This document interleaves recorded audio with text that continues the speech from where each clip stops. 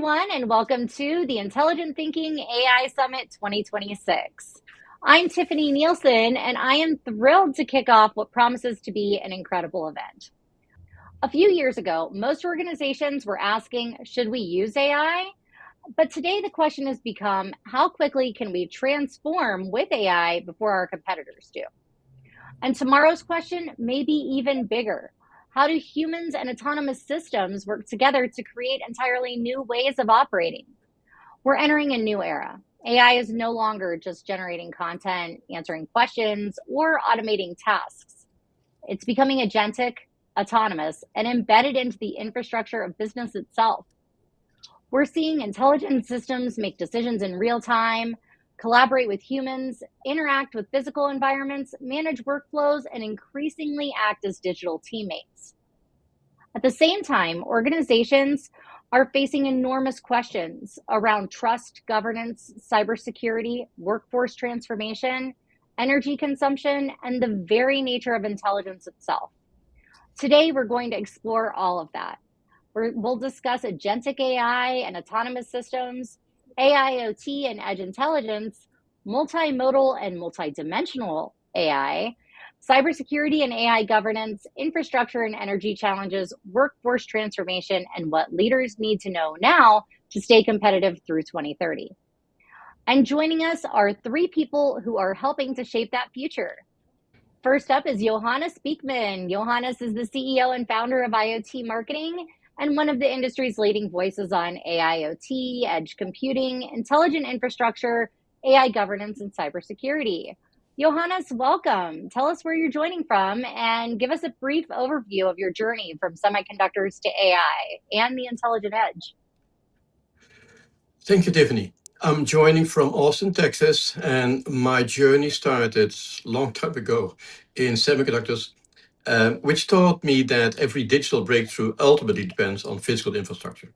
So from there, I moved into IoT about 10 years ago, connected machines, sensors, and industrial systems, and that naturally led to AI and edge computing. And by the way, we saw edge computing computing move to the edge about 4 or 5 years ago when we covered IoT. So what interests me now is the convergence of those worlds. AI is no longer confined to a data center. It's moving into factories, vehicles, energy systems, and everyday operations, where it can make decisions closer to where the data is generated. That intelligent edge is where software meets the physical world. And I believe it will be the next phase of industry. Thanks, Johannes. And next up, we have Anne Balduzzi. And Anne has spent her career at the forefront of technological transformation, with experience spanning some of the most influential technology companies in history, including Apple and AOL. And you've witnessed multiple technology revolutions firsthand. Tell us where you're joining from and what excites you most about this current AI moment. Yeah, great to be here today. I live in the Mid-Atlantic region outside of DC. That's where I run Accelerate Partners, and I've been advising companies, educational institutions, and organizations on AI strategy for some time. You mentioned Apple and AOL, but my relationship with AI actually goes a little broader than that. I've been speaking about the future of AI for over 20 years. That was back when it emptied conference rooms rather than filling them. In about 2012, I founded an AI company, and that's where I received a patent in data match analysis. And then I've been investing in AI companies ever since. So I've seen it as a builder, an inventor, an investor, an advisor, and more recently, even as a sci-fi novelist. I've written an AI sci-fi novel called 1200 Years of Light that just launched this month on Amazon. But what excites me most is that we're finally getting to say it's here. And it's also the first technology that speaks our language. So we're no longer being required to learn the machine's language. This is one that's learned our language. And so the gains are not just for people that understand the technology, but it's actually for everybody. And it's really a tremendous opportunity for people to get more engaged with AI than they have or any other prior technology. Thanks, Anne, and I can't wait to read your book. And next up, we have Eric Thompson. Eric is a pioneer in business intelligence and one of the leading thinkers on trustworthy AI, ontology-driven systems, neurosymbolic methods, self-adaptive intelligence, and the future of human AI collaboration. Eric, welcome. Where are you joining us from, and what do you believe most people misunderstand about AI today? Hi there, Tiffany. Thanks so much for inviting me to join this conversation. I'm joining from my lab in Cambridge, Massachusetts, where I've been now for over 20 years, since I had a company acquired way back when, and that was part of what happens. We all moved to Cambridge. As far as your question, misunderstanding, well, I think there's really two pieces to that, and that's a function of whether we're talking about people at home or people at work. So at home, everyone's using their various, ChatGPTs and Geminis and so forth. I think most folks don't really understand that the process that the software uses to answer whatever question you gave it or whatever you told it to do is quite different from what a equivalent human expert would be doing. And as a result, the kinds of mistakes or errors that could be made are also quite different. So I think that's probably the biggest misunderstanding on the home front. At work, it's a little different. At work, there's been a lot of energy to correct and adjust for the known inadequacies of LLMs. And so things like, RAGs and, now grounding systems, guardrails, harnesses, all that stuff that we hear about, it sounds really interesting and has certainly done a lot to provide more reliability. But I don't think folks really fully grok that every time you add another layer, you're adding another source of potential inconsistency. And we are, in some sense, reenacting the silos that started back in the, I don't even know, 80s or 90s. And so there's a strong risk of that, and there's no real way to mitigate that. So that's a risk that I'm not sure everyone fully realizes. Thank you for that, Eric. And let's begin with a quick round robin. In one sentence or close to it, what will be the single most important shift in AI between now and 2030? Johannes, you want to lead? Sure. Well, we're seeing it happening already, but the biggest shift will be from AI that mainly advises people to AI that can take action across every digital and physical system you can imagine, but within clear boundaries, with humans still accountable for the outcome. And Anne, what will be the single most important shift in AI between now and 2030?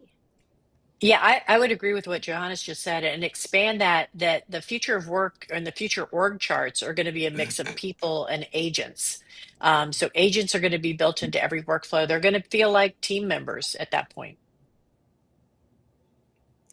Eric, you're up. And might just add collaboration. So as we have teams or swarms or groups of agents, they're going to be sharing information, kind of like the wise men and the elephant, or the blind men and the elephant. And so if you just take a look at each person's view of what it is they're touching or seeing, someone thinks it's a sword, someone thinks it's a tree trunk, someone thinks it's a big fan. And until they really collaborate and put it together, they don't realize it's an elephant. And that's a big piece that I think is going to be coming down the road. Well, I would have to say scale. I think we've seen it becoming very integrated, but I think we're going to see a lot more of it at scale here soon. So, Anne, you've seen technology evolve from the early internet era through cloud, mobile, and now AI. When people say we're at an AI inflection point, how does this moment compare to the arrival of, say, the internet or smartphones? Yeah, so the internet changed where business actually happens. Mobile changed when and where people connected, but AI is changing who and what can do the work itself. So that's a much deeper shift. And because it touches the labor inside every process rather than the channel around it, it's going to be far more transformative to a lot of businesses. It's also moving far faster than any prior technological introduction. The internet had time to, build its infrastructure. We had to build browsers, broadband, payment systems, logistics. All of that had to be put into place. But AI arrived with much of that infrastructure already there. It's still having to build more infrastructure to keep growing.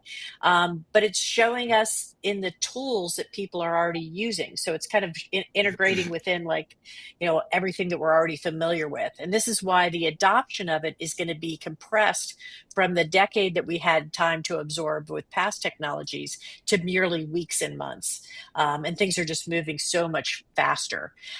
Also, in the early internet days, I would sit in a room of top retail executives that would say people will never shop online. And I'd be saying, oh, no, no, people are going to be shopping online. But they didn't just disagree with me; they were outright dismissing me with those statements at the time. So it wasn't a technology gap so much as an imagination gap, and I think that's what's happening here as well. People are, they're learning the technology, but the imagination of where that technology can take them is still missing, and that's an area we need to grow. And Anne, I have a quick follow-up for you. Where do you believe we are today in the AI maturity curve, and where do you feel we're headed next? So if I had to map it, say, back to an internet timeline, I would say we're roughly at 1998. The technology works. We've got early adopters that are seeing real returns. Most organizations are somewhere with experimentation, maybe first production deployments. So I would call that like phase one, where they're focused around individual productivity. People are using AI to write, analyze, research faster. It's largely adopted, I would say, under that framework. But phase two is where we're starting to see more kind of developments, and that's starting to use agents. That's agents in production and workflows, and redefining those workflows from end to end. And this is also taking an understanding of AI from looking at tasks to looking at outcomes. But few people have touched what I would call phase three, and that's where the business models change as a result of AI. And this is also a really interesting space where companies have a huge opportunity to wipe out their competitors if they really engage on that front. And also, as you learn AI, the more you learn it, the more that compounding, the learning compounds around AI. So as you grow, as AI grows exponentially, the advantages of learning AI early are beginning to compound more and more. And what you learn and bank this year becomes your competitive moat by the time you get to 2030. Thanks, Anne. And Eric, you've spent decades working on some of AI's deepest challenges around trust, collaboration, and adoption.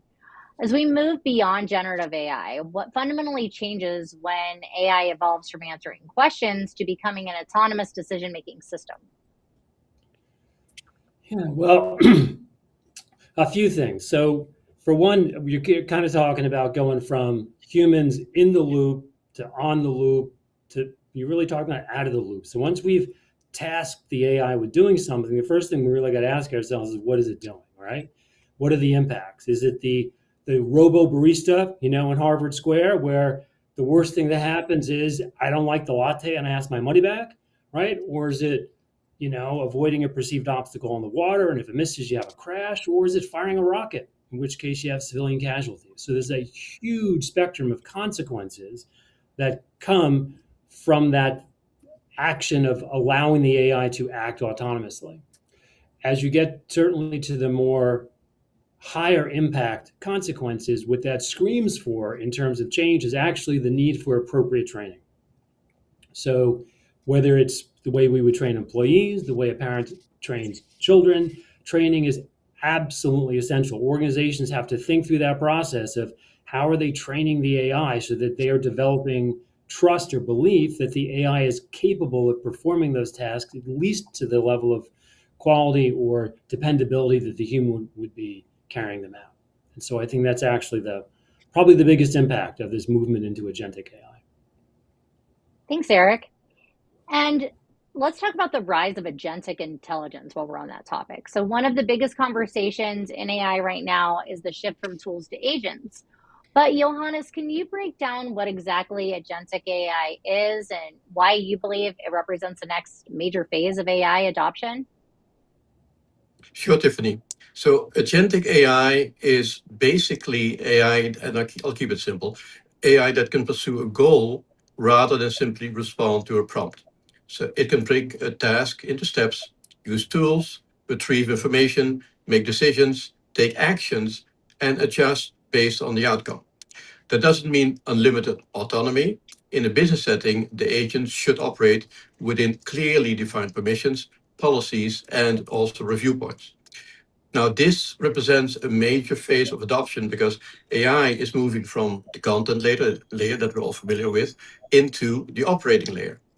And it's no longer only helping someone, writing an email, which we all use it for, or summarize a report. It can begin coordinating workflows, supporting decisions, and completing parts of a business process. So in its short sentence, the real opportunity is not a smarter chatbot. We're moving away from the smarter chatbot. We're moving it into a more intelligent way of operating.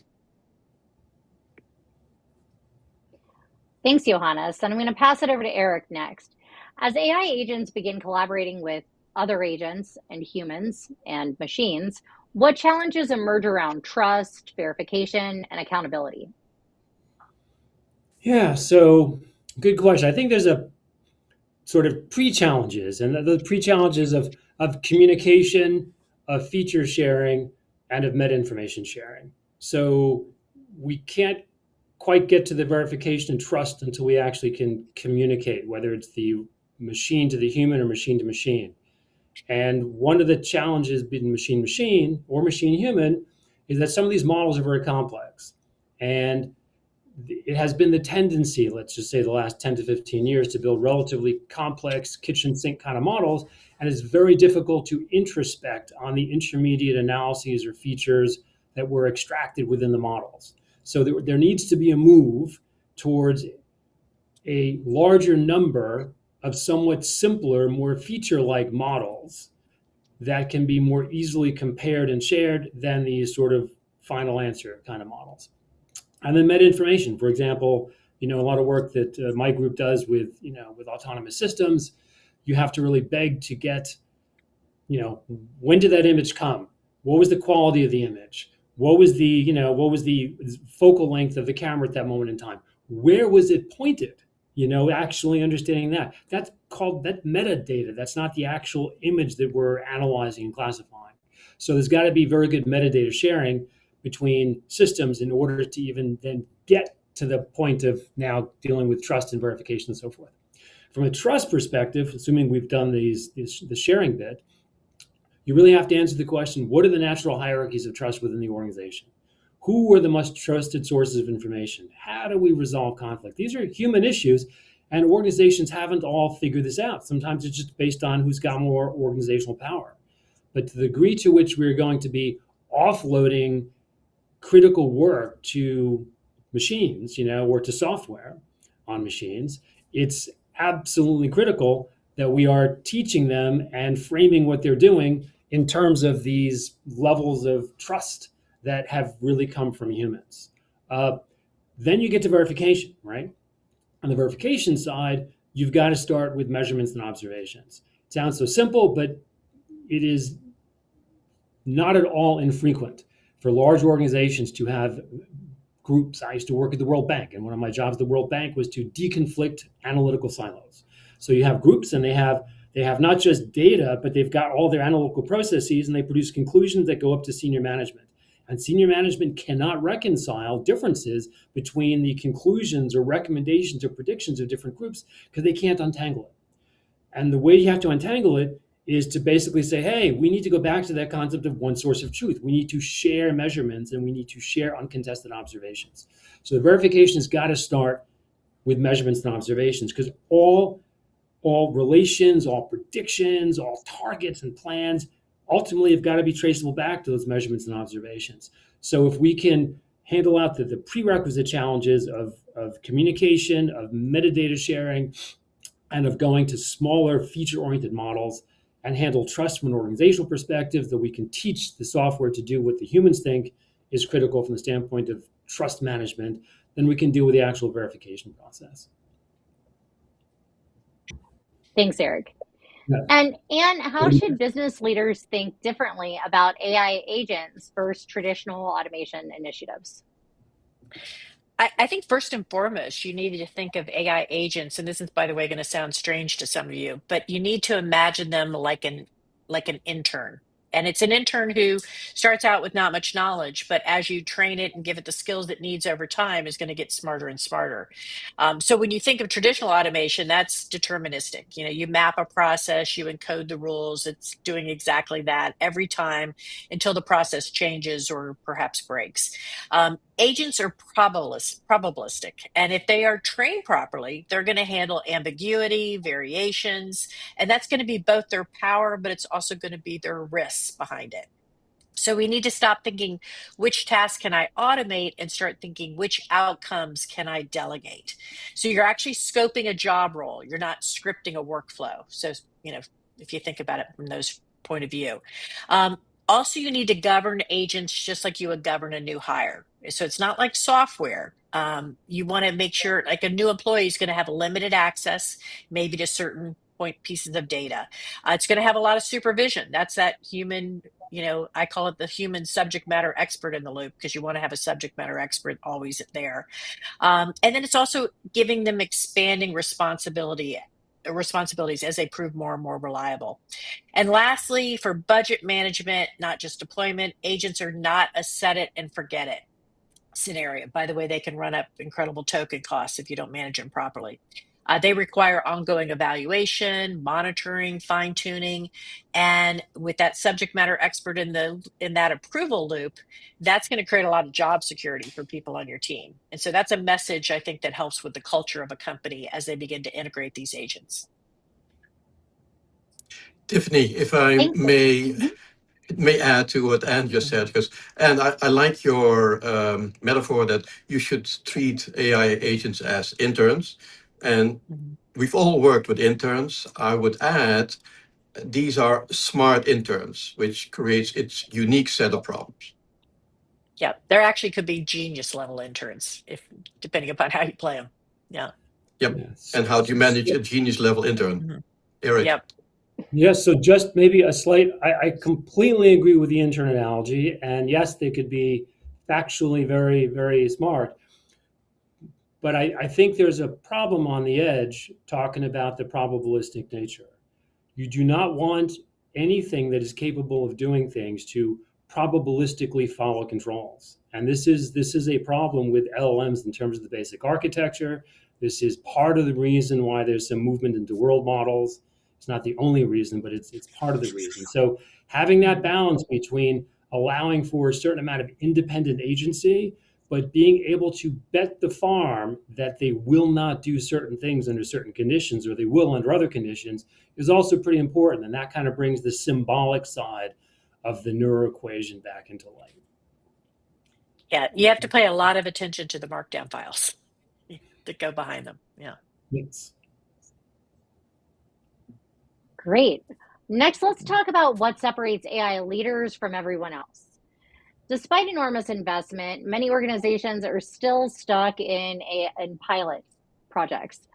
So, Johannes, what separates organizations that are creating measurable AI value from those still trapped in experimentation? Well, leaders start with the business process, not the model that you're working with.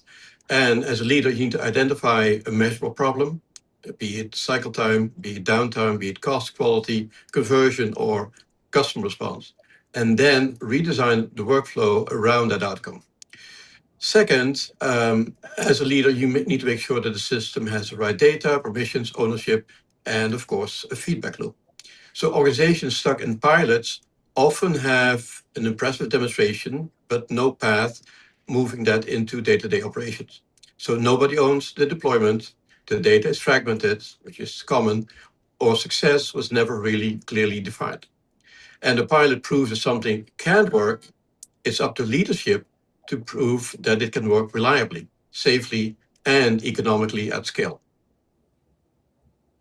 Those are some great points, Johannes. And what's the biggest mistake leadership teams are making right now, in your opinion, Johannes? Well, The biggest mistake is using AI to optimize and automate an existing process without first asking whether that process should be redesigned. And that's how companies end up making a weak workflow faster instead of creating a better one. So managers should begin with the desired outcome, remove any unnecessary steps, decide where human judgment still matters, and only then determine where AI can add value. And you often speak about building strong foundations. What foundational capabilities must organizations have before they attempt large-scale AI transformation? Yeah, there's actually lots of elements, but I'm just going to break it down into, say, 4 foundational pillars. First, you need data that you can trust and data that you can reach and have access to. A lot of people actually don't think, they think of data in sort of a siloed sort of way, but there's a lot more data your organization is pulling together. And a lot of interesting companies in this space are even taking conversational data and putting that together as part of their kind of data suite. And the more data you have, the greater your predictive analytics become over time. The second thing is your AI fluency across the workforce. And this isn't just making like your IT folks, AI fluent. Every single person in your organization needs to be AI fluent. They also need to have some cyber fluency added to that, because there's a lot of cyber things that we'll probably talk about later. But this is, giving people hands-on experience to know what these tools do well, and also where they fail. There are hallucinations, so seeing what that looks like, because the adoption is going to die when the users can't tell the difference. The third thing is AI governance, and that's going to enable rather than block AI initiatives. So you want to have clear rules on what data can go where, who approves what's the fast path to yes versus the low risk issues.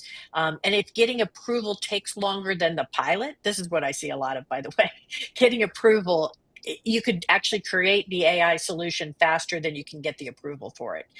So things have got to get, the process flow needs to actually work far faster. Otherwise, you're going to have a lot of employees doing what we call shadow AI usage. And that means, using AI outside of the kind of, defined areas where they're allowed to use AI. And the fourth process is clarity. You can't improve a workflow that you can't describe. So organizations need to start documenting all of their processes for all the future transformations that data is going to take, or that workflow might take. And what I'm seeing sort of the more advanced organizations do today is they're actually codifying, or they're coding their workflows. And that's going to allow AI to better integrate with those workflows as they move forward. And I'm so glad that you brought up shadow AI. We've got a great session later from Campbell Robertson where he's going to dive into that. And Eric, what role does organizational trust play in successful AI adoption? Oh, it's huge. So there's 2 sides to it. There's the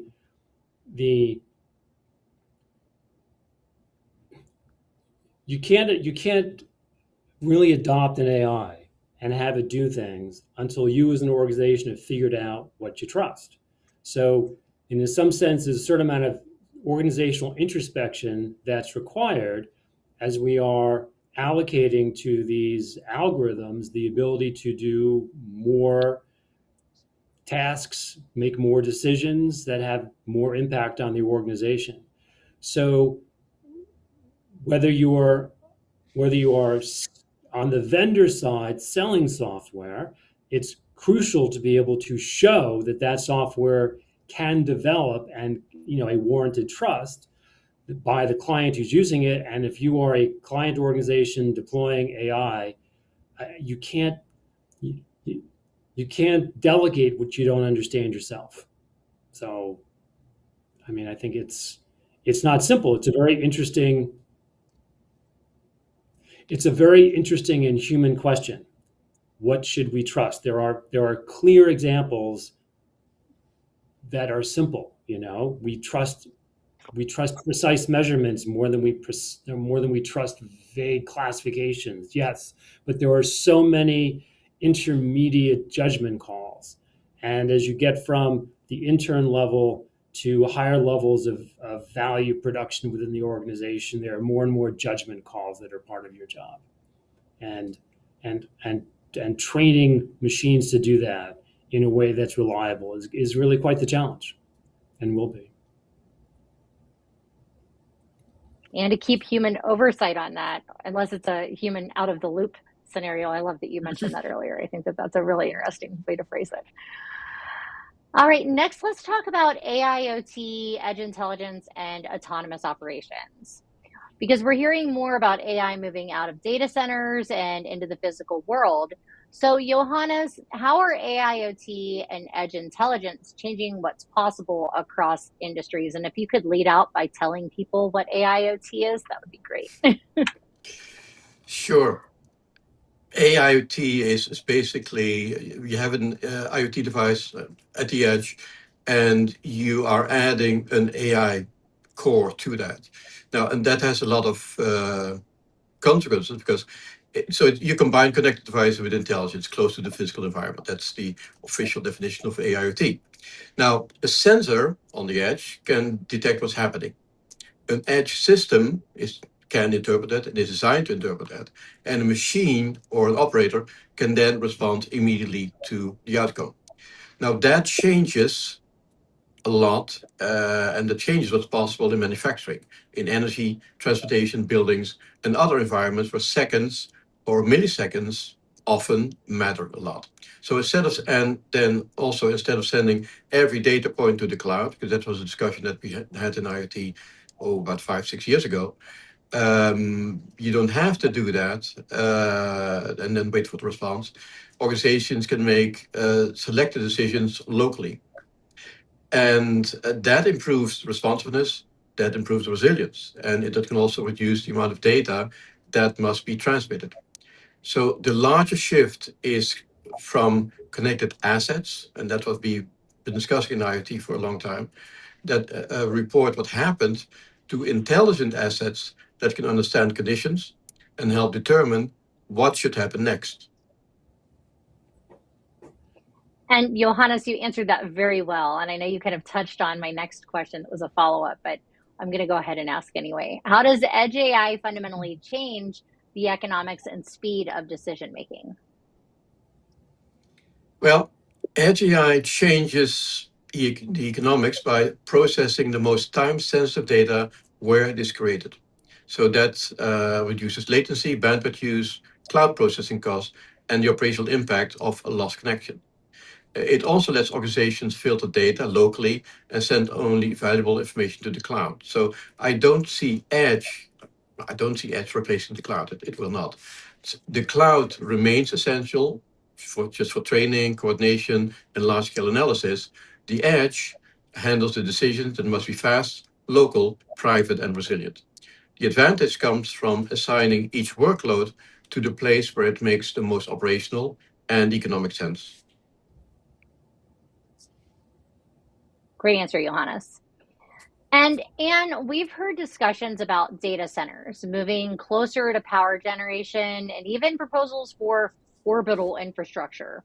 What infrastructure shifts do you think will be necessary to support AI over the next decade? Yeah, a lot of people don't realize that, everything's going through a data center. And we've been using data centers for decades with all kinds of different technologies, but AI is certainly increasing the need for them. And I think as over the next decade, we're increasingly going to see that building computing around where energy is available. So data centers are going to be increasingly be located near abundant low-cost energy sources, such as hydroelectric power, nuclear, geothermal, maybe large-scale solar. So instead of transmitting electricity a lot across these long distances to compute, we'll often see the compute moving closer to the electricity. The next infrastructure change is going to be more distributed. So that hyperscale data center is going to continue to grow, but we're also going to see those edge AI systems running hospitals, factories, retail stores, vehicles, telecommunication networks. And that's already started to happen. So that's not too new. But every AI request doesn't need to travel thousands of miles. So you want to move it to the edge. And latency, privacy, cost is going to drive more local inference. The third thing is specialized infrastructure. You're going to see, AI is already driving demand for purpose-built chips, liquid or gel cooling. That's going to become increasingly more important. Advanced networking, high bandwidth memory, and keep in mind, material science is going to evolve in this space as well over the next 10 years. AI is going to create enormous advances in material science, which are going to impact everything I'm saying right now. So future AI facilities are going to look more like industrial power plants than traditional server rooms. And then the electrical grid itself is going to be evolving. So utilities, energy storage, microgrids, demand management, all of that's going to be more tightly integrated with the AI workload. Some AI training jobs may even be scheduled based on when renewable energy is abundant or electricity prices are lowest. So lots of different changes. And then when it comes to the orbital data centers, which is something that a lot of people are kind of talking about, I don't see them being a mainstream solution in the near future, but over time, there's basically just a bunch of engineering hurdles, particularly heat rejection in space. But there's also launch costs, there's maintenance, which would likely need to be done by space robots. So we've got to have some more advances in robotics. And then communication latency challenges. They still remain fairly significant problems at this stage. But it's going to be a big IT investment, and it eventually will probably migrate, some kind of sphere around our planet, perhaps at some point. But it's an exciting future, and there's a lot of really new, interesting companies that are growing in that space. Thanks, Anne. Those are great perspectives. And Eric, you've spoken about self-adapting systems and embodied intelligence. What happens when AI systems don't just process information, but continuously adapt to their environment? Well, I think their potential impact and power rises exponentially, good or bad. It's for sure, it's a game changer. Useful to think in terms of what it is that's being adapted and, what is being adapted to. So we're already at the point where AI can adapt to new facts. So the facts on the ground change, things, happen differently, no problem. New situations is a little more complicated, right? Without drawing any hard boundaries, between facts and situations. So you thought that you had something that was trained for, dealing with, classic equities, and now maybe you're going off into, private equity, and how does that look? And can the AI adapt? How hard could it be? In the old expert systems, those were always recognized as being extremely brittle. This transfer learning is a much harder problem to solve than folks might think. So if we're solving that problem, and we're now talking about something being adapting to new situations, that's really quite powerful. That sounds like you could basically build something that provides corporate situation awareness, and you plop it into a corporation, and it's going to set up a war room because it's figured out what's actually really relevant. So that's an extremely powerful thing that could be happening. In terms of what gets adapted right now, within the neural net, factor weights change, right? That's happening right now. The next kind of thing that can adapt is, what is it that we recognize? Like what are the objects, human stakeholders or boats or whatnot? In the team that I'm a part of, we do a lot of stuff that is actually out in the world. And so we have ML algorithms that are running, and they can recognize a certain number of things, whether it's boats or planes or people or docks or whatever it is.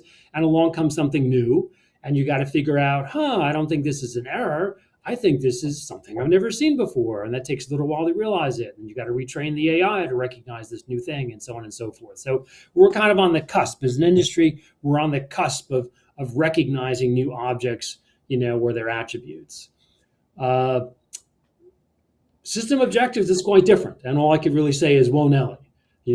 So that is technically not an impossible thing to do, but that is really opening up the Pandora's box when you allow for the system to generate its own objectives. And the limits of that for the moment are the limits of the devices that the system controls and the symbolic representations that the system has that kind of constitute its world. Does it recognize 10 things or 10 million things? And so you can't produce system objectives if you can't articulate what that is. But nonetheless, that's, humans do that. That's what humans do is we learn. We create our own objectives. And we're not there yet. And that's a very, very dangerous door to go through, I should say. Anyway. And that kind of reminds me of this really cute cartoon called Next Gen. And in it, they're trying to attack the killer robots. And there's this dog, and the dog that the AI can't figure out if the dog is a pig. It's a dog, pig, and it just like short circuits and it ends up saving the day. So kind of a cute movie. If you guys should check it out. Great. All right, Eric, as we move on to the next topic of trust, governance, and security, there's one question that keeps coming up in every boardroom conversation, and that's trust. So you've spent years working on warranted trust and certainty. Why is trust becoming one of the most important competitive advantages in AI? I mean, the short answer is trust is sticky. If you trust a brand, you trust a person, you trust a process, you're going to stick with it. And so long as that thing, human, product, or otherwise, is delivering the attributes that you are trusting you will be delivered, you stay with it. So when we trust something, it's really critical. When that trust is lost, I think most folks would acknowledge that it is harder to regain trust that's been lost than it was to have gotten it in the first place. So keeping trust is hugely important. And when we lose it, it's just not that easy to get back.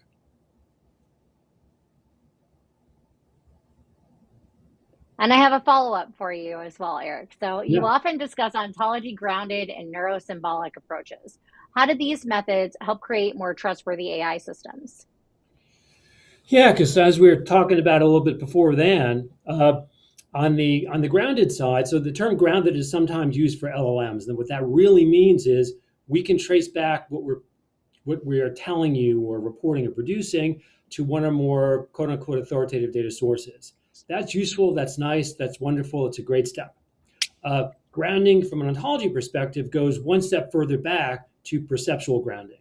And so just to maybe add a little flavor to what's going on here. When we talk about AI, we're really talking about LLMs, large language models. Large language models produce these numbingly complex, I call word use vectors. The word use vector doesn't actually connect to the world. It connects to other words. And when you've looked at trillions of words and you've looked at them in millions and millions of contexts, it's extraordinary how much you can do based on relative word use. It's a fascinating and it's really exciting. However, that is not everything. That does not get us back to sensory motor perception. So there's a growing body of AI researchers, including Jan LeCun, who had been head of AI at Meta, who left saying LLMs are a dead end, to go off and start building world models. And world models are these perceptual models. They're trying to basically learn from video, or they may learn from video plus radio frequency signals. There's different ways of learning. But the point is, as humans, that's where our trust starts. We trust that when we walk off the edge of the table, we fall to the ground. We trust that when we stop holding the ball as a 2-year-old, it drops to the ground. We learn to trust gravity will happen. So much of our common sense comes from this experience of the world. That's harder than one might think to imbue into a system that is basically a massive amount of stochastic token probabilities. So trust has got to kind of come in, and it's got to come in a big way. Now, when we get to that certainty, you use the word certainty a couple of times there, Tiffany, so it's probably worth bringing that up too. So certainty really is two kinds of certainty. There's mathematical certainty, which everyone's heard of, right? 2 + 3 is 5. Who the heck cares? Of course we know that. And that kind of certainty is built into our chips. When the chips malfunction, we will get the wrong arithmetic answer. Or God forbid it happened once Intel did it and they had a programming error in terms of their chip design, and it produced wrong information. That's a problem. But assuming the chip's working correctly, we will always get 5 when we try to add 2 and 3. That is not the critical certainty that anyone watching this really needs to think about. We walk around empirically certain that certain things either will or won't happen. We are empirically certain that I'm certain that the roof's not going to cave in cave in on me right now. The floor is not going to disappear. The elevator is going to work. The plane's not going to just crash. That doesn't mean it can't happen. These flukes do happen, but I can say that I am 99.99999% certain that these things won't happen. And that's of fundamental importance because what we hold with empirical certainty, we do not allocate resources to test. In fact, when we do that, we're called paranoid. Humans have a way of actually describing people who can't stop testing things that they really shouldn't anymore because there's no practical way to test these things, but we've learned from experience how to trust them. So when we go now to the AI space, the AIs have got to be able to partition the world and go, oh, no, we're certain of this. We've reached that level of empirical certainty that we are just comfortable trusting that that really is my boss's car, that's really a road, that's really a traffic sign, whatever it is. But this other stuff here, I'm now going to focus on. I'm not sure who's in that car. I'm not sure, and then, fill in the blanks. I'm not sure where they're going. Not sure what they're holding in their hand. Do I care? I don't care what they're holding in their hand. Ignore it. So what I'm not sure about and what I care about, who is that? Is that my boss? Is that not my boss? If it's my boss, I need to look like I'm going to work, right? So figuring out what we're not sure about and what's important is fundamental because now you have just reduced the universe of what you might have to allocate resources to a very tiny fraction. You can be much better at being smart about either classifying or analyzing or predicting or relating that small subset of the world that you're dealing with that's relevant and you're not sure about. So empirical certainty is this thing that we don't talk about that is actually fundamental to the being in the world as a human being, because we would be tongue tied. We wouldn't do anything if we just treated everything as equally probable. Certainty is definitely an interesting conversation that we could probably go on for several hours about, actually. Yes. Johannes, at the same time, AI is amplifying cyber threats. So what keeps you up at night when it comes to AI security? Well, what keeps me up is, and this is very similar to how you can compare AI to humans. So in cybersecurity, we know, and we've always known that the human employee is always a weak link, not because they want to be, but because of their activities.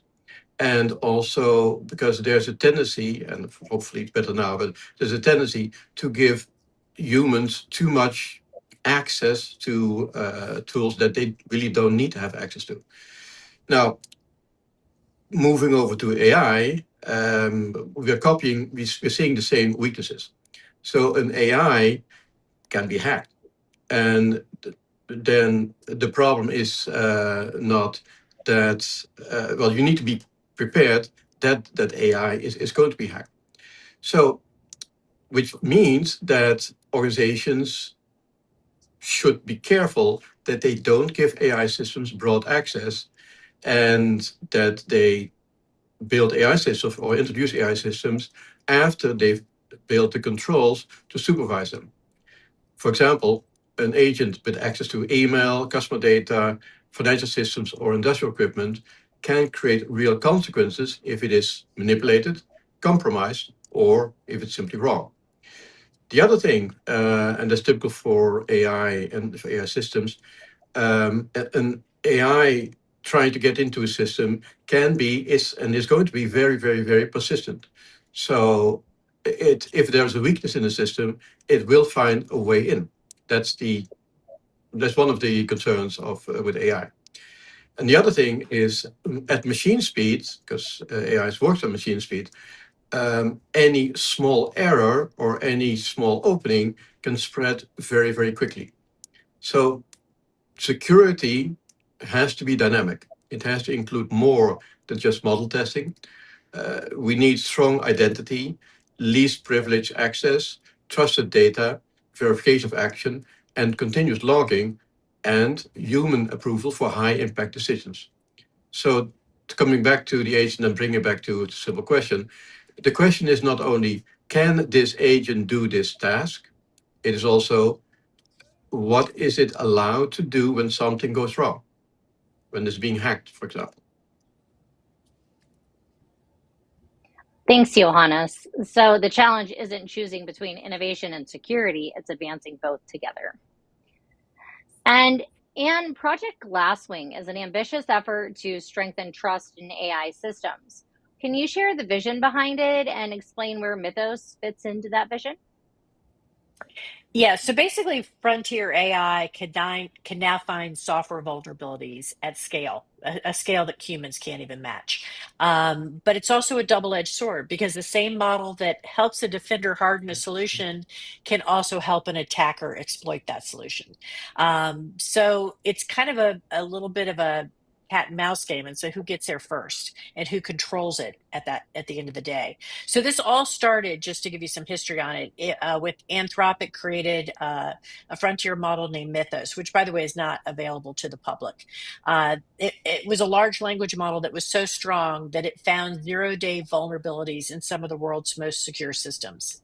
And they did, by the way, release a more restricted version of their model named Fable 5, and that was released to the public. Then it was pulled back by the government, and then it was re-released just recently. So Fable 5 is sort of like a kind of a mini version of Mythos, if you want to think about it that way. But it was the first time the US government actually got involved, stepping in on a model release. But before that, Anthropic kind of took it upon themselves to create something called Project Glasswing.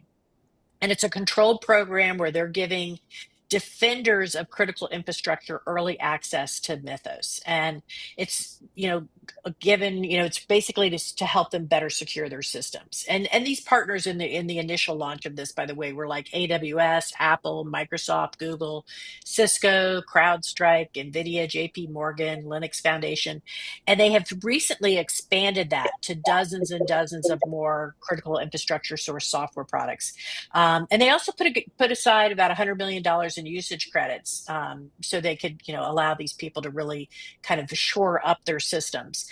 And I think more recently, it's like we're now up to about 200 partners. And this is rising every day, but across about 15 countries, and it's extending into other sectors: power, water, healthcare, communications, hardware. So there's a bit of a debate, though, going on about this because it's not letting the small guy have equal access to these powerful programs, but it's done for a security reason. So I have sort of mixed feelings about it, but what's I think going to be most interesting is that I believe a report will be ready in early August at the next Black Hat conference, and it's going to sort of do some reports and findings on all the common vulnerability exposures, or CVEs, and all that. They're going to be making hopefully some strong recommendations for adopting new security practices. But when you boil this down for business leaders, it's kind of a preview of a broader pattern. And that is most powerful AI capabilities will increasingly be distributed through trust tiers. So it's not an open shelf. And this is going to create new concerns that larger organizations are going to have a competitive advantage, and that's really where sort of the debate needs to begin on this front.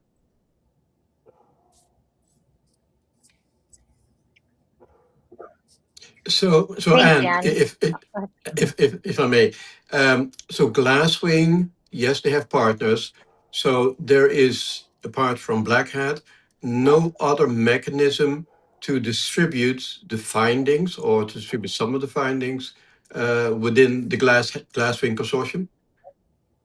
Well, this is what we're thinking is going to be happening. I'm not saying this is exactly how it's going to happen, but I think they're looking to release a report in early August on what Mythos has found. I don't know that, factually. I'm just estimating that based on what I'm hearing in the grapevine.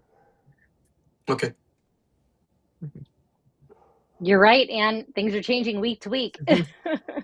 Yeah. And I like that you mentioned the trust tiers. I think that was a great way to phrase it. Johannes, many business leaders don't actually know where AI is being used inside their organization. How serious is that governance challenge? Well, at one of the summits last year, we talked about shadow AI, and that shadow AI actually was very successful in the organization, but Yes, you're right. It is, and it creates a serious challenges within an organization because uh, an organization cannot govern what it cannot see. It cannot govern AI that it cannot see.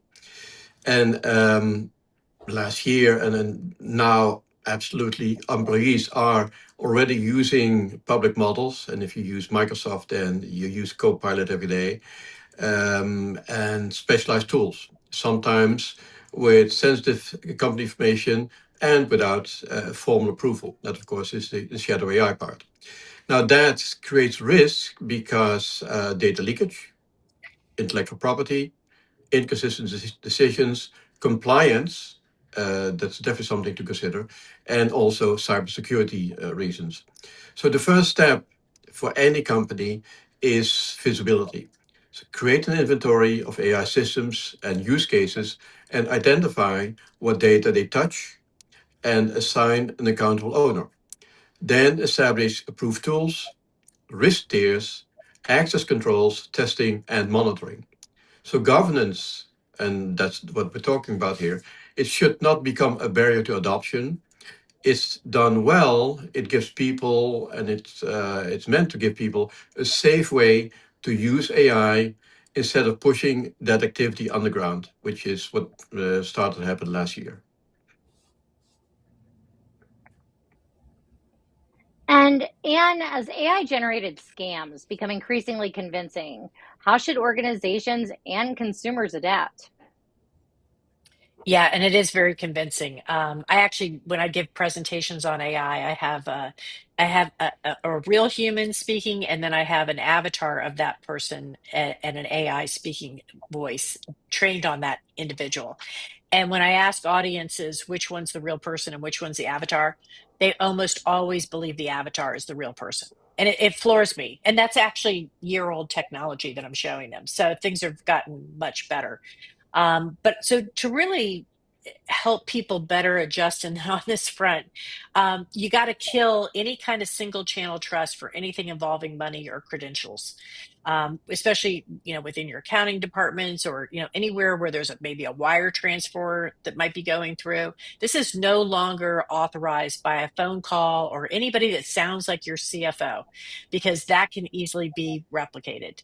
Uh, so you've got to come up with more hardened procedures on all of these fronts. And it's the number of checks and balances throughout that process need to be improved and dramatically expanded, because otherwise you're eventually going to get scammed through this.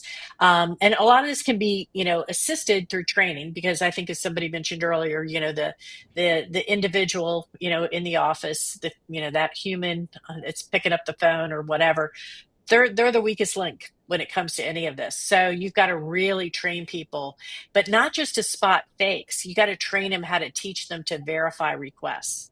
And anything that's got any urgency behind it, that's usually a sign that it's going to be a scam, and that should trigger additional verifications. The other thing to protect is the likenesses of your executives and your executive voices. You know, if you're a pretty prolific executive, you're probably, your voice and face is out there. So you have to have your staff assume that you have been cloned. And you could be calling, you could show up on a Teams call, any number of ways in which these scams are taking place right now. The same is holding true for consumers, by the way. Families probably always need to have a code word for emergencies, because I hear constantly about people getting phone calls that say the grandchild's in trouble and needs you to wire money. These scams are all over the place, and it'll sound exactly like your grandchild. They can mimic these voices, especially if your grandchild or anybody's on social media. But the optimistic note is that, just like I was mentioning earlier about this being a double-edged sword, for every scam that AI helps facilitate, AI can also help to harden up and make more secure. So it's an offense defense game, and it's going to be that way for a while until things get everyone gets really trained around this topic, and we start to see sort of AI kind of better spotting these AI frauds along the way. And Tiffany, I have a quick question for Anne. So everything you mentioned, and it makes perfect sense. And it usually we capture that under the zero trust umbrella. So should we, or is Zero Trust being rolled out, or should it be rolled out further, or should we give it more airtime than it's currently getting? What's your Yeah, opinion? a lot more airtime than it's currently getting. I'm still seeing organizations that are using cyber training that's 2 or 3 years old. Even, and they're not up to speed on these latest cyber attacks or scams that are taking place. And this is where that imagination gap is also occurring, where people are not imagining how AI can be used in these, unfortunate ways. But you've got to kind of always teach your employees to be better critical thinkers on every front and have systems in place that are designed to truly make sure that you are dealing with a real human in a real transaction that can be verified. Eric, anything to add? Yeah, funny enough, I'd like to actually add something that connects what Johannes was talking about a little earlier in cybersecurity and Anne just a moment ago. So starting with Anne, you start off saying no more single channel verification, and absolutely could not agree more. So what that really says is what we need to be doing to improve trust is multi-channel reconciliation. That's what humans are great at, right? We see something, we hear it, we touch it, we smell it. Each one of those senses is a different channel. We reconcile them to kind of figure out, well, what are we looking at, right? And so that basically, to do that in AI, pushes us into this new world of AI, the world models that are not big commercial things yet, but they're coming down the road, because you need to have a world model in order to reconcile four things that are different, right? So one channel says, that's my Aunt Martha, right? Visually, that's my Aunt Martha. But another channel says, she's sitting on my toaster oven. Conclusion, it's a figurine of my Aunt Martha, right? So it's not so simple as just whether two things match or don't match. I think it's a boat. It's not a boat. It's Aunt Martha's not Aunt. No, each channel gives you something that's related, and it's understanding of the world that allows us to make the relationships. So 100% agree that we need to go back to multi-channel, verification, reconciliation. That's also how we improve trust, and that connects back to Johan and your comment about hacking systems. So one of the problems with the LLMs is there is no world other than the token. So if you try to impose a control, there are ways to jailbreak. There are ways to get around through various types of prompt injections. Until we get to a world model where you have a perceptual, there's basically a canonical language of perception. So I don't care how many ways you try to tell me to open the safe and give you the money. I don't care what language, what symbols, what crazy math. If I ultimately parse that into open the safe door and give you the money, no. So the controls have got to be at the perceptual. Perceptual is really spatiotemporal and whatever fancy words you want to use in ontology. That's something that doesn't matter what language you speak, what tokens, what words, what symbols, what public information, it gets translated or mapped into that perceptual sensory motor language. It's really an internal language. And that can't be faked or hacked. You can force it, you can steal it, but you can't trick it in the same way. And then that leads to where we really need to go, which is to put the most critical things for society that we don't want AI to do into the chips. Once we finally have some rules of engagement and rules of, what we think, no, it's not okay. It's never okay to do that. That shouldn't be it, because as soon as it's software, someone can try to get down to the chip level, and you just that needs to be hard coded. So you're going to have to build your own fab to get around it, which is a lot harder to do undetected. Thank you, Eric. I thought you had something great to add, and you did. Yeah. Now let's touch on the human side of AI. One of the most emotional conversations around AI involves jobs and workforce transformation. And do you feel we're moving too slowly or too quickly when it comes to AI adoption? And what risks do organizations face if they wait too long? So I think we're moving too slow and too fast at the same time. And I'll try to explain that. I'll make it make sense. So we're adopting the technology quickly because, frankly, it's one of the easier technologies to adopt if you're just looking at it from the technology side of it. But the adaptation within organizations is moving too slowly. So that's creating a gap. So the tools roll out in weeks, but the job redesign, the retraining, the process change, that's moving on a multi-year timeline. And the technology is moving within weeks and months. So you've got to, kind of bridge that gap. And that's where a lot of the pain, I think, lives today within organizations that are trying to, embrace AI and bring it on board. So you've got to give employees more. You can't give it to them without giving them guidance. Middle managers are being unsure what their team should look like, in the future. There's a lot of anxiety filling the space. Leadership's pretty much, in a lot of scenarios, being very silent about it.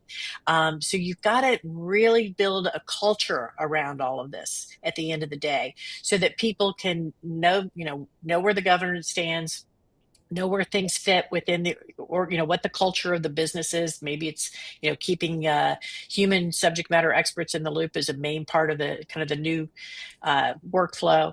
And so I kind of like I find myself sort of torn between these two sides of it. So the right question is organizational adoption keeping pace with the technological adoption? And for most organizations I'm running into, the answer is no. And people are getting fearful of that, speed at the same time. And that's creating, if they wait too long to really bridge that gap, that's where competitors that are starting fresh, and this is going to vary by industry sector, by the way, but if you're in a very competitive industry sector, just know that there are going to be new competitors stepping into your scene that you don't even know exist yet. These are going to be people coming in and just starting fresh, and they're going to be building AI from the ground up. And those are really where people need to sort of recognize that speed is going to be the new. Actually, a couple of things, but I think speed is going to be one of the big competitive advantages moving forward. And Thanks, Anne. and if I can add to that, so what we're seeing with AI is this is the fastest technology adoption, bar none, that we know of. So there is no model that we can Yep. fall back on and say this is what we did then. Which means, and what you're seeing right now is we are inventing the guardrails as we go along. Yep. Yeah, and humans, we've got only so much bandwidth, so that's going to be sort of a constant limiting factor. And people are, still not fully embracing the technology, and I mean, some of those fears, around AI are certainly valid, but you've got to have management and leadership that really helps guide the culture of your organization forward, so that they understand what those competitive advantages are going to be if they embrace it, and what that future organization will look like as well. So, Johannes, which human skills become more valuable, not less, in an AI-first world? Well, the most valuable human skills are judgment, domain expertise, and critical thinking. So AI, and we know, and we see it can generate options very quickly, but it does not remove the need to decide which option fits the context, the customer, or the consequence. People will need to ask better questions, recognize weak assumptions made by the AI, a weak assumption based in what you feed the model, and explain decisions clearly. And I would also add accountability. A machine can recommend or act, but an organization still needs a human who owns the outcome. As AI makes routine output easier to produce, discernment becomes more valuable. Knowing what's credible, knowing what matters, and when not to automate will separate strong teams from everyone else. So, in one word, critical thinking. Critical thinking is absolutely a skill that everybody needs to learn because AI's models are getting stronger and stronger. So yes, you have a real high level conversation with AI, and you still need to apply your critical thinking to make sure that what the AI says makes sense. Could I add to that? Absolutely. So, in addition to what Johannes was saying, I think there's another extremely critical skill for humans, especially in more senior levels of an organization, but really throughout just about. And that's social intelligence tied to actual empathy. So when you're in a management level, you don't just decide what does the facts say. You are aware of the 20 most relevant stakeholders, where they're coming from, what they really want, what they publicly admit, right? What they wouldn't publicly admit, what the hidden agendas are. All of that is part of your decision-making process. And we're just nowhere near the point where machines are reading crowds and building those relationships and having that understanding. But that's a hugely, at least from my experience, critical skill that successful exec management and other senior level executives possess in navigating what are really very tricky waters with many different agendas, many of which are hidden. Another great point, Eric. And Eric, as AI becomes more integrated into society, how and when should we begin discussing concepts like digital rights for AI systems? Wow. Well, can I make a shameless plug for an old Star Trek episode called "The Measure of a Man"? Sure. Not sure who saw it. It was one of the most beautiful episodes, and back I think it was the classic, Star Trek, and there was a whole trial about whether or not the only android robot had the right to choose. And so anyway, so we're actually that we're talking about that for real. 15 years later is pretty, or 20 years later is pretty interesting. So I guess to answer your question, it really depends how we're building the AI. So for the moment, I don't think we really need to pay a lot of attention to that. But once we start building an AI that has as one of its objectives self-preservation, especially if we're talking about embodied systems, and even more if those embodied systems have got state feedback loops that signal damage to the system, then the system can actually become painfully aware of its degraded state, or it could predict that a human action could be an impact to harm itself. So that then leads to, what is the self? This is actually something that my team, we actually have to deal with this, not from the self-preservation so much, but what is the self? There's my physical self, and then there's also the self whose well-being I'm trying to maximize through my actions. So a parent's self, what I call a favored self, might be their child. It could be their family.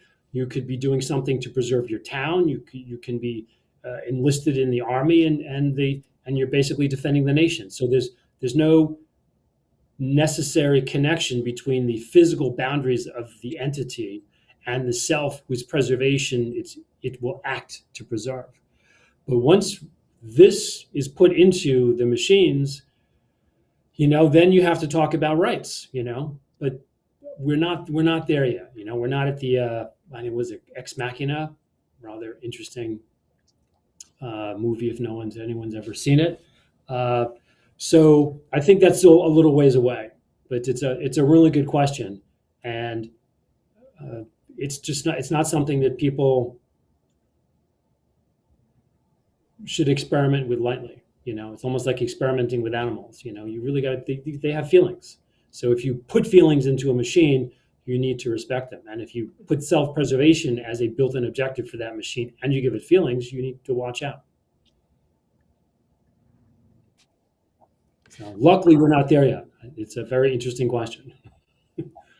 If I may add to that, Eric, and because that's something here in the US you don't see it that much, but in Japan and in China they're talking about companion robots, and definitely in China it is a big deal. Now, and of course I'm pulling AI into robotics. The discussion on the rights of robots is something that we'll have sooner rather than later, I would say. Yeah. And just to, Well, to tie this into right. agents, I believe AI agents can apply for personhood now in the country of Argentina. Yeah. I believe it. Yeah. Well, a couple thoughts on what you just shared. One, I did get to interview Sophia the robot on last year, 2 years ago on Summit of Things. So that was very interesting, considering that she is actually the only robot citizen who's ever been deemed a citizen in existence. And the other thing that really had me thinking, Eric, when you went into your response for my question, is there was such an attachment to chat gpt 4.5 that people were really, really emotionally attached to that particular model.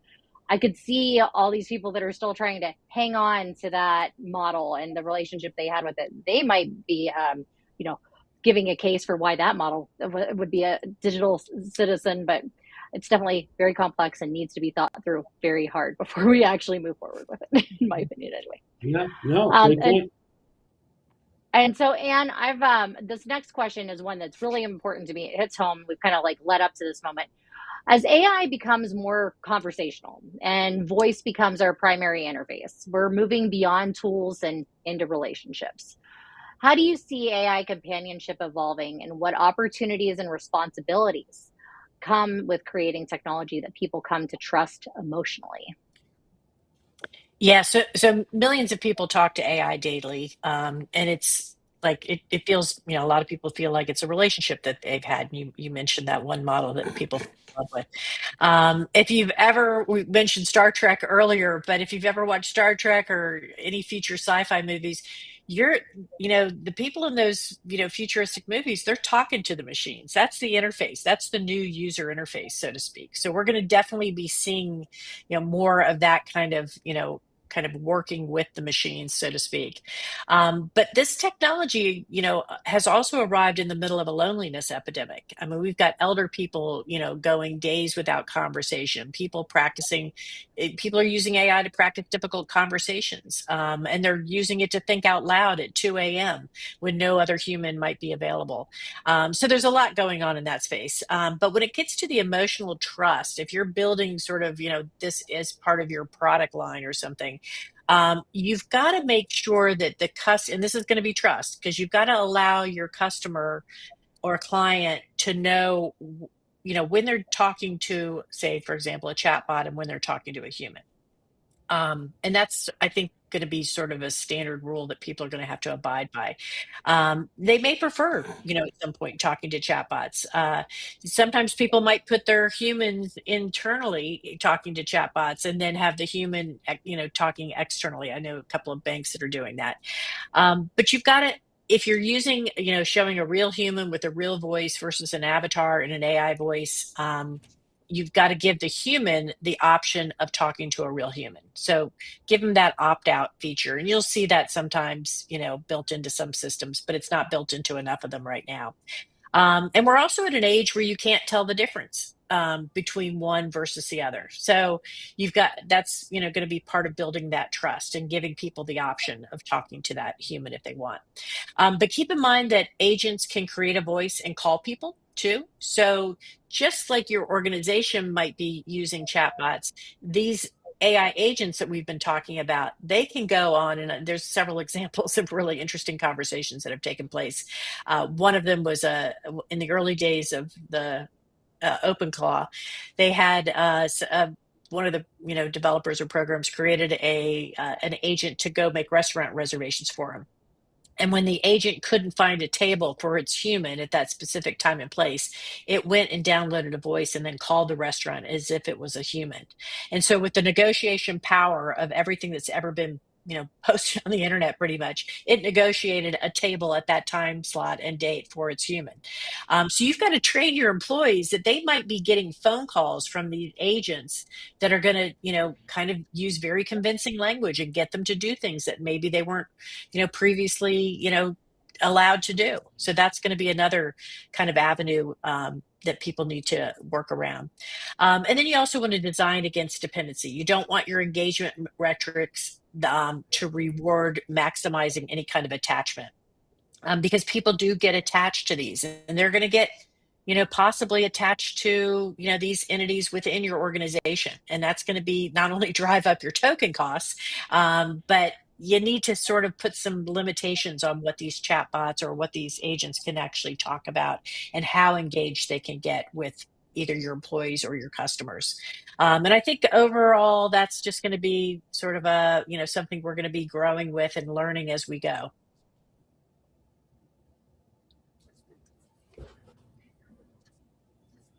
And Thank you, Anne. I know the companionship's such a deep topic. Go ahead, Johannes. Yeah. Well, one thing that I'd like to add. So, yes, we have a companionship with AI agents. One thing that we're also seeing is that if you, the phone used to be a standard model verification. Now I can guarantee you, we made, I think we're there already. If you pick up the phone, if you get a phone call, 9 out of 10 times you're talking with an agent, AI agent. And that's coming back to what Eric said earlier. You need to do use multiple verification channels to make sure that information that you're getting or the information that you're sharing is something that's correct and that you should share. So I'd just like to mention that it's we're living in an AI agent world already. Mm-hmm. Yeah. So just to add, we're living in this world, and we can't change where we're living right now, but the world that we're in isn't necessarily the one that would have been an ideal world to be in at this point. So AI at this scale is a social good. It has societal impact, and yet it's being driven by myriad self-interested private parties. Same thing with the internet. It is not at all the case that this is the way it must have been, nor must it continue this way. And this could start with industries that decide it just makes more sense to put structural industry level guardrails on what the AI can and cannot do. And that's some constraints on behavior. But if we all play by those rules, everyone benefits. It's not clear to me that we benefit from this Wild West internet where 98 or 99% of the communications and signals that come into a corporation, at least the ones that I've worked with, basically is junk, spam, malicious, that the amount of energy we spend filtering this stuff out is mind-numbing. And if we had a little more control over the internet, there'd be so much less energy wasted trying to filter out that stuff. And same thing on the AI and on the bots and how we should interact with them. So it's just extraordinary technology, even though we're not all the way to where we need to be.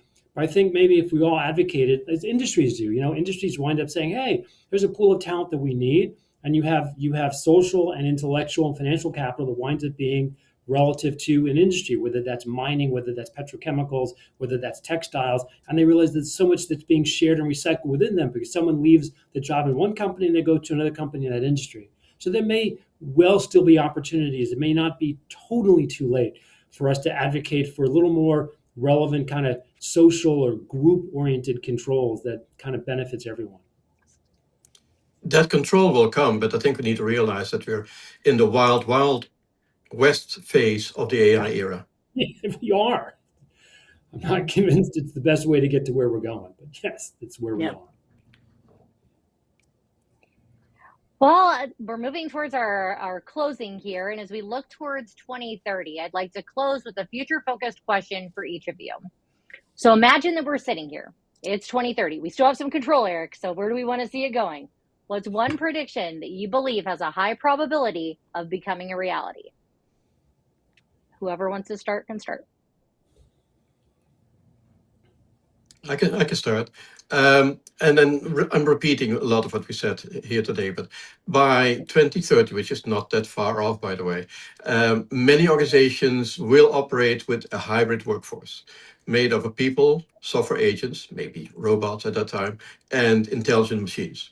So AI agents will handle, as they've shown they can, part of research, coordination, customer service, even operations and decision support. And at the edge, intelligent systems will respond directly to conditions in factories, vehicles, buildings, and energy networks.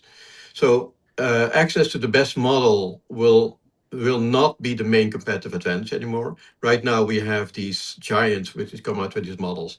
By 2030, there will be a lot more models widely available.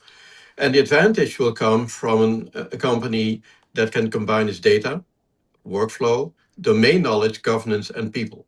So the winners will not be the companies with the most AI.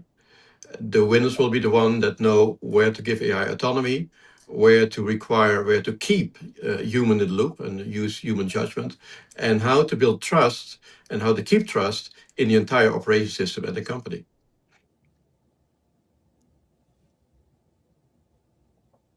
Anne, do you want to go next? Yeah, unfortunately, I think there's going to be a lot of businesses that, and perhaps even executives that are sitting on this call right now, listening to this, that won't be in business anymore because they didn't take action fast enough. And I think that's unfortunately sad, but there is going to be this compounding gap. And it's going to be happening between now and 2030 and even beyond that. But these are the years where you have to take action. And that, the AI advantage isn't a purchase that you can tack on later. It's an accumulated organizational learning. So the faster you get started with it, the greater you're going to be, the better position you're going to be in the future. You're going to be, if you wait, you're climbing the same learning curve, but you're just going to be doing it under far more pressure. And then there's going to be this talent gap where people are going to leave organizations that are not, making their jobs easier because of AI, and they're going to move to your competitors. And so that's going to be a major shift in the job roles as they, grow and exist, although some will be shrinking. And then the third one is, with all this workforce disruption that's going to be occurring, I think there's going to be a lot of fractured, kind of, elements taking place. So we've got to really be thinking strategically, and we've sort of all touched on this in some point today. But this is not mapping out in a really sort of organized fashion. It's coming at us in a, kind of all different directions. So as an organization leader, you really want to do your best to build a strategy around this. But by 2030, AI strategy won't even be a term anymore. It'll be built into everything. So we'll just take it for granted. Thanks, Anne. Eric?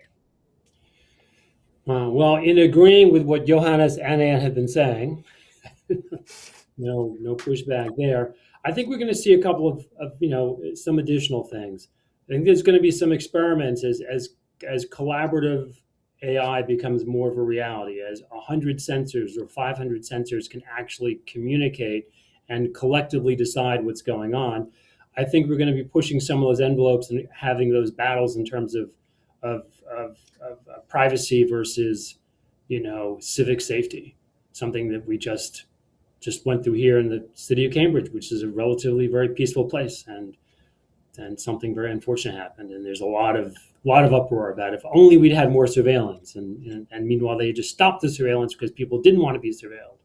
And I think we're going to, as you go from just passive sensors to the sensors connected to some group process that's actually making sense of what a collection of sensors is seeing, that power is going to become extremely strong, and we're going to have to wrestle with that.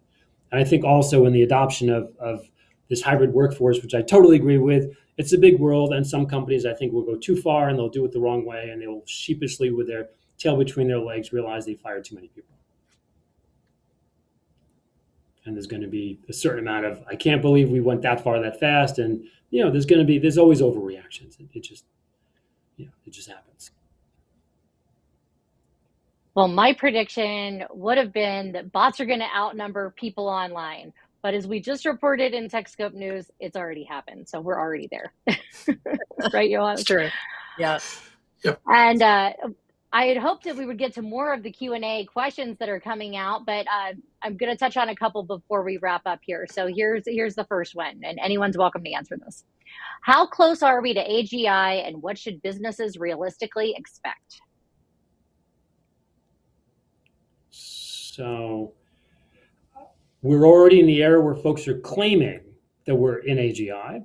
If AGI is narrowly defined as passing a Turing test, we're absolutely well past that point. But in terms of a general intelligence that does not hallucinate, that cannot make mistakes that no 3-year-old would make, that's not capable of being duped, no, we're not there. And so I think we're going to have to wait for these world models to mature, and for let's call it these internal perceptual models and external public language models to unify properly. to start talking about real AGI. Anyone else want to touch on that one? Yeah, just as a footnote, Ray Kurzweil, I don't know, has a pretty strong track record predicting the future of AI. So if anybody is interested, he's predicting it will happen in 2029. So I'm assuming somewhere around there. But I do agree with Eric. I mean, if you are basing it on, and there are a lot of people who say when we pull back on the timeline of AI, we will look at this year, or perhaps this time frame, as having just entered into AGI.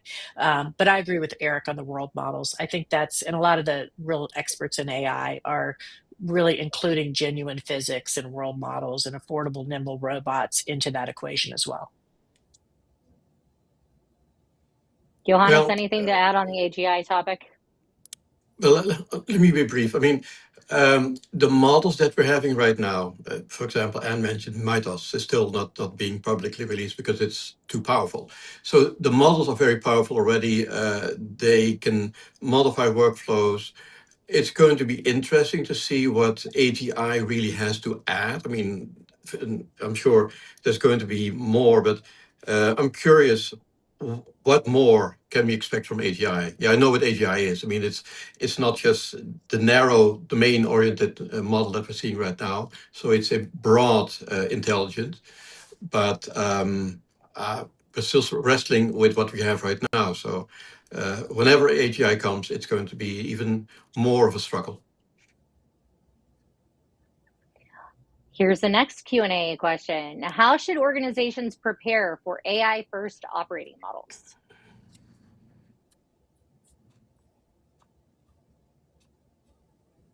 Guardrails. No.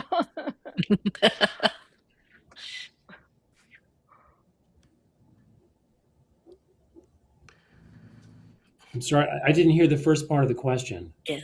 It was how should organizations prepare for AI first operating models? Yeah, I mean, I'll take a stab.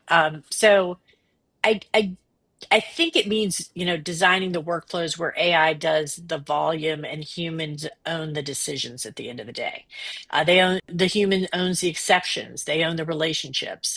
So the practical sequence is you pick one value stream, you map it, you rebuild it with AI, and then the human subject matter expert in the loop is the supervisor throughout that process. And then you have to measure ruthlessly through all that. And in parallel to that, you're building enablers, clean data access, evaluation frameworks for AI output quality, and that list goes on and on. The mistake that people are making is trying to retrofit AI into an existing procedure or process and not thinking how to remap it entirely. And I think it kind of comes back to what you said earlier, Eric, where you had mentioned that, there's the human in the loop, human, I believe you said on the loop, human out of the loop.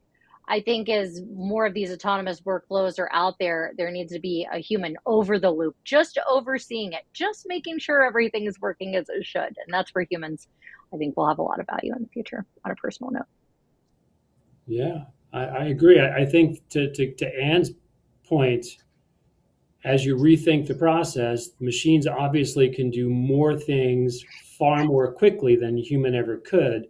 And as you push action to a level that's beyond human control over the individual piece, there's a certain amount of forcing this to be out of the loop if you're going to really let the machine do what the machine can do well.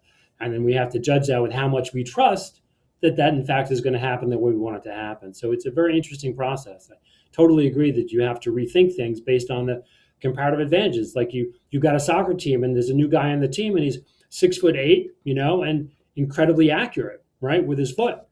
You're going to figure out how to use them. To use a World Cup analogy, but we think of it as a kind of war, right? What can this thing do? What can it do? And so absolutely, it would be crazy not to rethink the process when you have a new set of skills. And if I can add on to what Anne and Eric said, so same thing as what we did when we were automating processes, meaning document and map.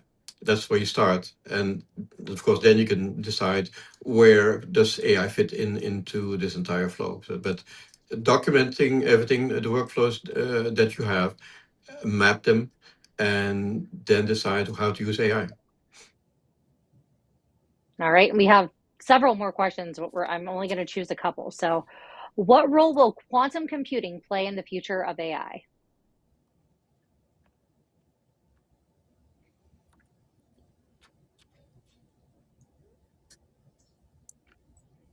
So I'll throw something in there. So quantum computing opens up the possibility for performing what are now extremely compute sequential operations in a far more parallel way.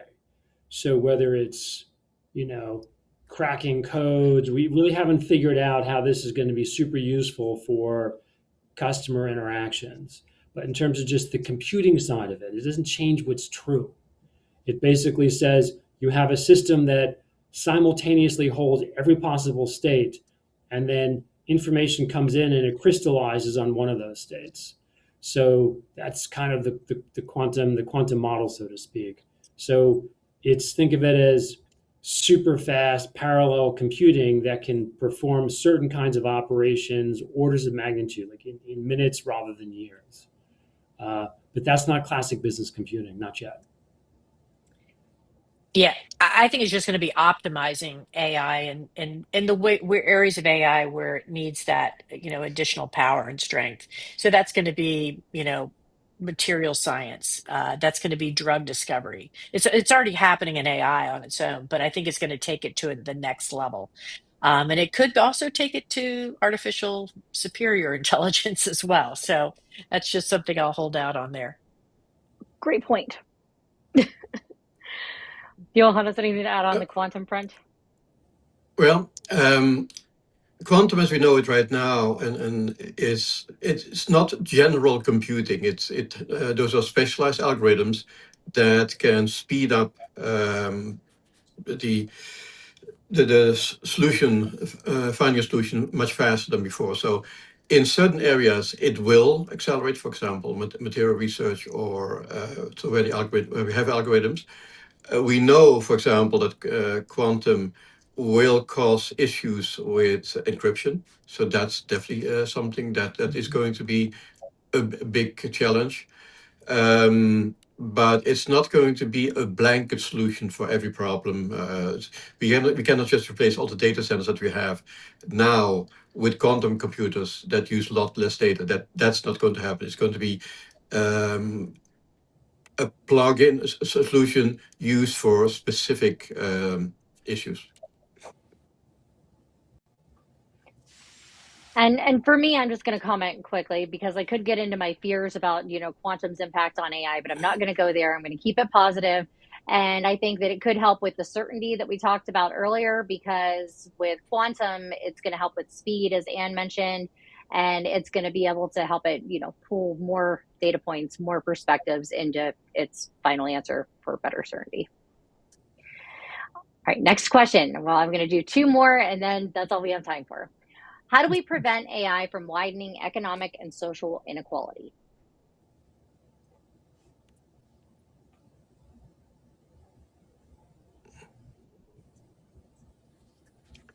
How do we prevent AI from widening economic and social inequality? Well, I think we have to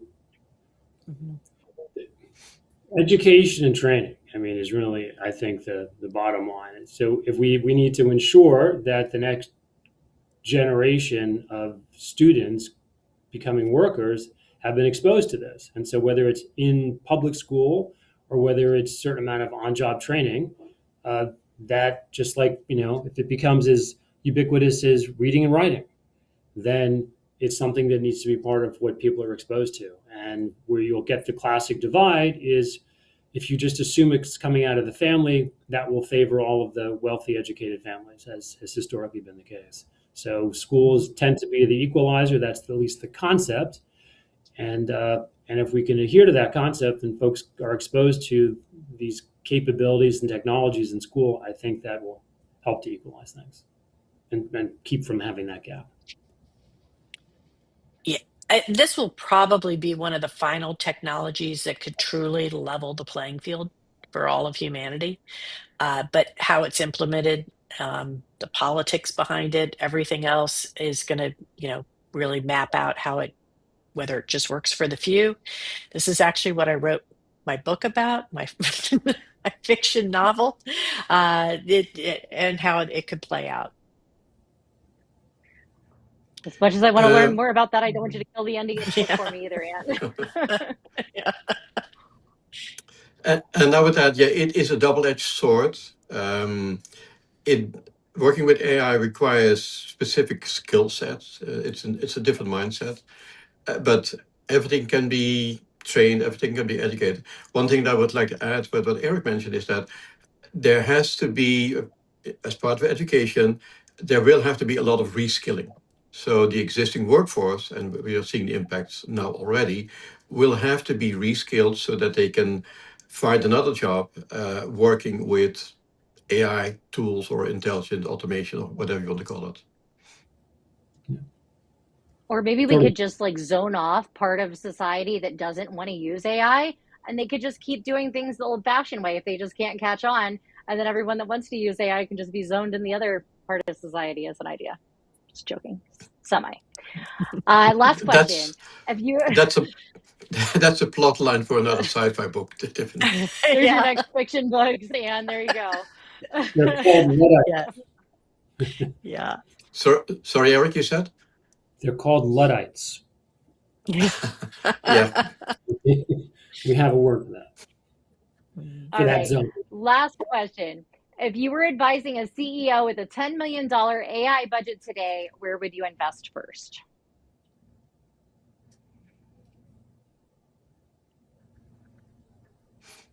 It would help to know something about the industry they're in and how their IT structure is set up today.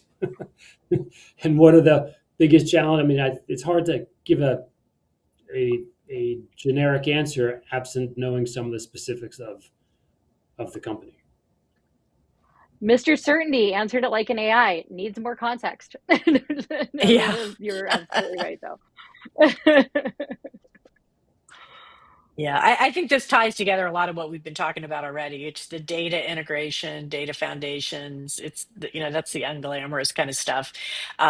It's the the workflow transformation, which is core to anybody's business, and it's done end to end. It's the workforce fluency, the training side. Although I will say, you can build your own AI training with AI. It's very, very affordable. And then, keeping some money in reserve, for governance, infrastructure, kind of evaluation, and knowing that landscape is going to be exponentially shifting under your feet. And so you've got to constantly be keeping tabs on where AI is moving and, what risk you're willing to take with it along that path. So if we're going to go say things, I think you want the AI to extend and enhance the analytics infrastructure that most corporations have already invested extremely heavily in and have an awful lot of skilled workforce and accumulated knowledge. So the AI it's not a separate beast. It's not a separate source of truth. It really starts off by analyzing and adding value to the information flows and stores that the organization is already invested in. And I would like to add that a lot of investments we're seeing right now, and AI needs a lot of infrastructure. So long term, you don't want to be in infrastructure because that has a low return. So you really need to be careful with finding the golden nuggets, something that builds on AI, obviously, but that adds and builds on the knowledge that you have. So there is no easy solution for that question, Tiffany. It's just whatever industry you're in, whatever company you're in, try to find what makes most economic sense for you right now. Try to use AI there. Thanks, Johannes, and thank you to all of you. You did great with the Q&A. Unfortunately, that's all we have time for this session, but we still have many more sessions to go. We'd love to still hear your feedback. If you have questions, please feel free to share them in the chat, and we can chat with you there. And as we close things up, we're entering one of the most transformation periods in human history. The conversation today makes one thing clear, that the future of AI isn't simply about better models. It's about building intelligent systems that can reason, collaborate, adapt, and operate responsibly at scale. The organizations that succeed won't necessarily be the ones with the most AI. They'll be the ones that build the most trust, create the strongest foundations, and learn how to combine human intelligence with machine intelligence effectively. So please join me in thanking our outstanding panelists, Johannes and Eric. Thank you so much for sharing your insights and expertise. And thank you to everyone for attending the Intelligent Thinking AI Summit 2026. This is just the opening panel, and we still have the rest of the summit. So please enjoy, and we look forward to continuing the conversation about the future of intelligent systems, autonomous operations, and the next era of AI and humanity. Thank you again, everyone.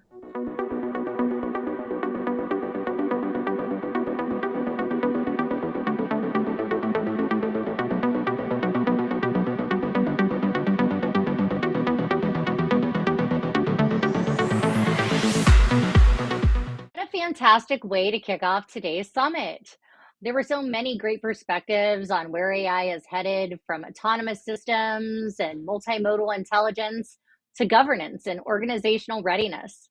And one thing that really stood out is that while AI is becoming more capable, successful transformation still depends on people making thoughtful decisions. And that's exactly right, Tiffany. Technology may be accelerating, and it is accelerating, but leadership has never been more important. Our next speaker is going to build on that idea by exploring what responsible leadership looks like in the age of agentic AI.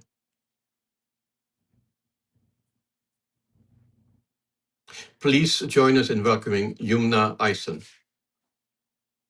Aysen, let's try it one more time. Okay. I'll just do my part. Hello, everyone, and welcome to our conversation today. I am so excited to be with you today. And let me tell you, whenever I speak about AI, people think that I'm going to be spending the next couple of minutes focusing on the technology of everything that is AI. But today, I'm going to be putting another angle, another lens on viewing AI and in the